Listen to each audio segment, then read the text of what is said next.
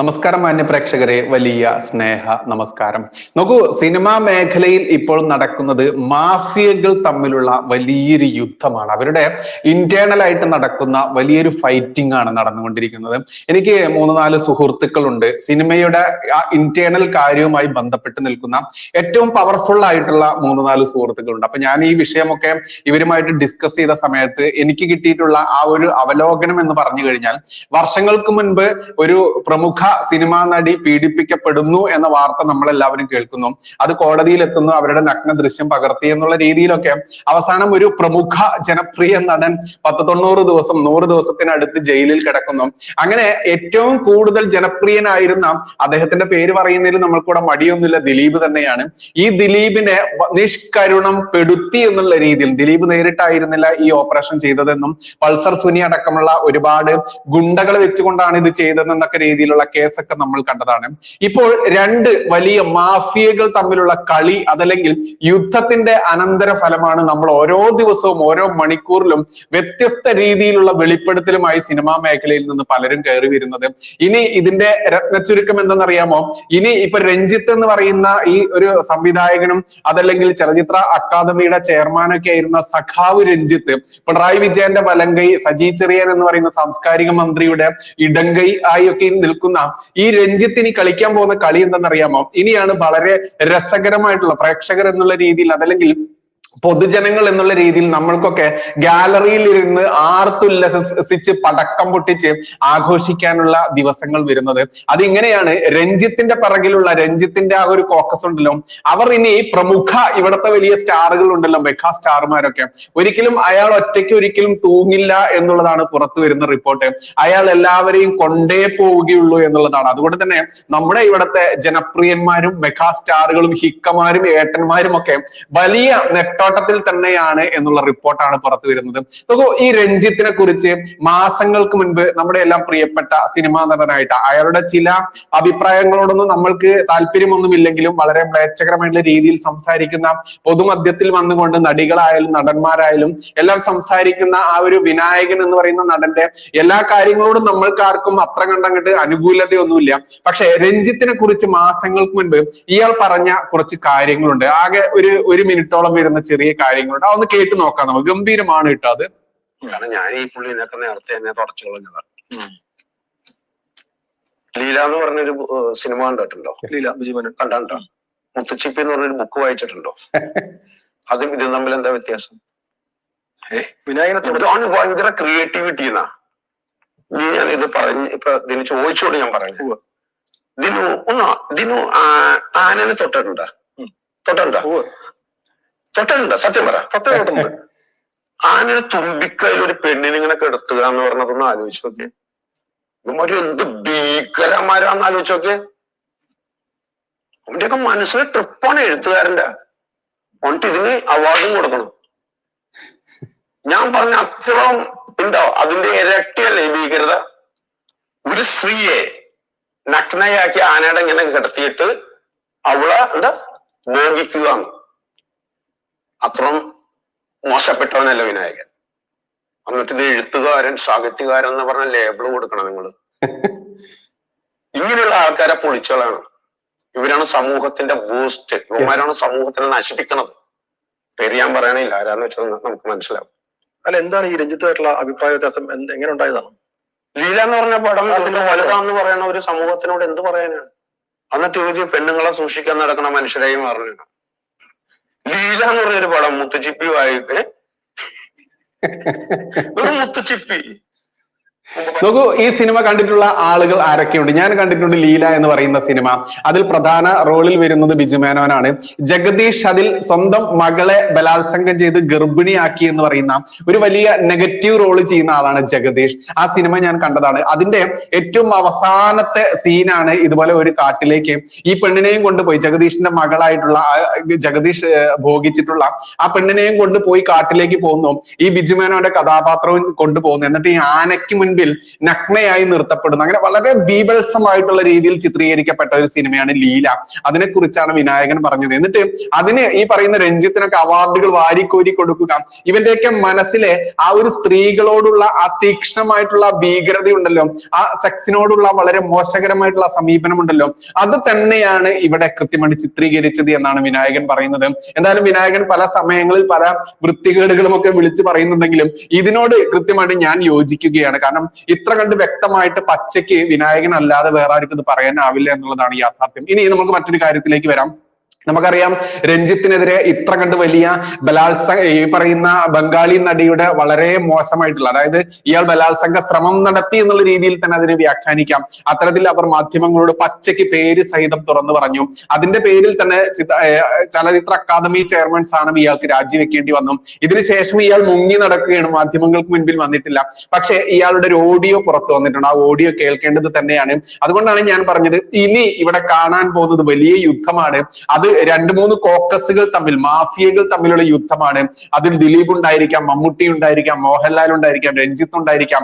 ഇനി നടക്കാൻ പോകുന്നത് നമ്മൾക്ക് ഗാലറിയിൽ ഇരുന്ന് പടക്കം പൊട്ടിച്ച് വിഷുവിനേക്കാൾ അതല്ലെങ്കിൽ പെരുന്നാളിനേക്കാൾ എല്ലാം കൊണ്ടും ന്യൂ ഇയറിനേക്കാൾ ആഘോഷിക്കാൻ ഉതകുന്ന രീതിയിലുള്ള പുറത്തുവരവുകളാണ്, വെളിപ്പെടുത്തലുകളാണ് വരുന്ന ദിവസങ്ങളിലൊക്കെ കേൾക്കാനും കാണാനും ഉള്ളത്. എന്നാലും രഞ്ജിത്തിന്റെ ആ ഒരു വാക്കുകൾ അതുകൂടി കേട്ട് കഴിഞ്ഞാലേ ഇത് പൂർണ്ണമാവുകയുള്ളൂ. കേട്ട് നോക്കാം നമുക്ക്. നമസ്കാരം, ഞാൻ രഞ്ജിത്ത്. എനിക്കെതിരെ എന്ന് വെച്ചാൽ വ്യക്തിപരമായി എന്നെ നിന്ദ്യമായ ഒരു ആരോപണം ഉയർത്തിയിരിക്കുകയാണ് ബംഗാളി ചലച്ചിത്ര നടി ശ്രീമതി ശ്രീലേഖ മിത്ര.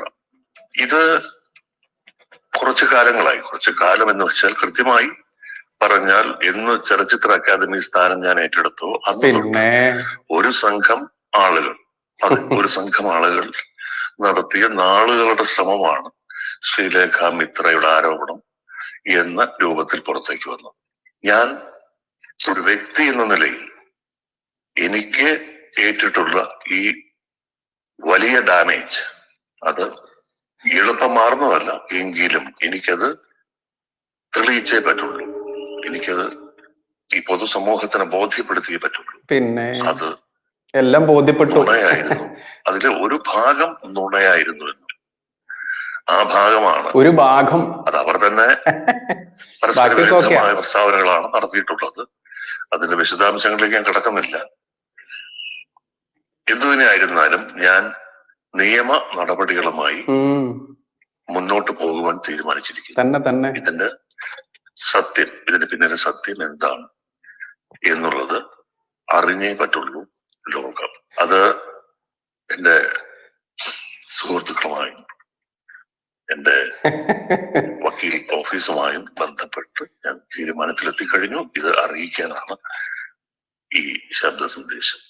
മറ്റൊന്ന്, ഇതിലും പ്രധാനപ്പെട്ട മറ്റൊരു കാര്യം, കേരള സർക്കാരിനെതിരെ CPIM എന്ന പാർട്ടിക്കെതിരെ വലതുപക്ഷ രാഷ്ട്രീയ നിലപാടുകളുള്ളവരും അവർക്ക് മുന്നിൽ പോർമുഖത്തെന്ന പോലെ നിൽക്കുന്ന മാധ്യമ പ്രവർത്തകർ സംഘടിതമായി തന്നെ സർക്കാരിനെ ആക്രമിക്കുന്ന പല വിഷയങ്ങളിൽ ഈ ചെളിവാരി എറിയൽ നടന്നുകൊണ്ടിരിക്കുകയാണ്.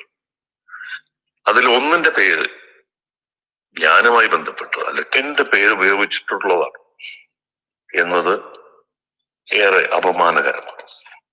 കാരണം സത്യം എന്താണെന്ന് അറിയാതെ തന്നെയാണ് വലിയ ശബ്ദത്തിൽ ഇവിടുത്തെ മാധ്യമ ലോകവും മറ്റ് പലരും അല്ലെങ്കിൽ ചിലർ നടത്തുന്ന ഈ ആക്രമണത്തിന്റെ പശ്ചാത്തലത്തിൽ ഞാൻ എന്നൊരു വ്യക്തി കാരണം സർക്കാരിന്റെ പ്രതിച്ഛായയ്ക്ക് കളങ്കമേൽക്കുന്ന ഒരു പ്രവൃത്തിയും എന്റെ പക്ഷത്തുണ്ടാവില്ല. അല്ലെങ്കിൽ അത്തരമൊരു സാഹചര്യത്തിൽ സർക്കാർ നൽകിയിട്ടുള്ള ഒരു ഔദ്യോഗിക സ്ഥാനം അല്ലെങ്കിൽ അതിൽ തുടരുക ശരിയല്ല എന്ന് തോന്നുന്നു.